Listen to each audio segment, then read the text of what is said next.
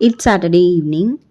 ஆஃப்டர்நூனுக்கு மேல தான் ஊருக்கு கிளம்புற மாரி பிளான் பண்ணியிருந்தோம். ஸோ விருதுநகர்ல வந்து சண்டே ஒரு ஃபங்ஷன் இருக்கு. ஸோ அதுக்கு வந்துட்டு முந்தின நாளே நம்ம கிளம்பி மதுரையில அண்ணி வீட்ல ஸ்டே பண்ணிட்டு, நெக்ஸ்ட் டே வந்து ஃபங்ஷன் அட்டெண்ட் பண்ணிட்டு வந்துடலாம் அப்படின்ட்டு சடன் பிளானா தான் கிளம்புனோம்.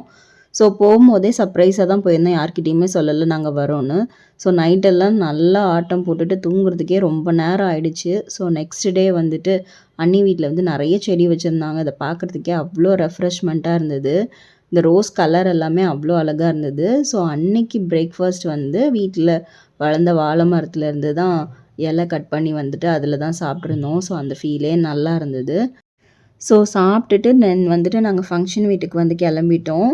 ஸோ ஃபங்ஷன் எல்லாம் அட்டெண்ட் பண்ணிட்டு தென் ஆஃப்டர்நூனுக்கு மேல அப்படியே கோயம்புத்தூர் கிளம்பி வீட்டுக்கும் வந்தாச்சு.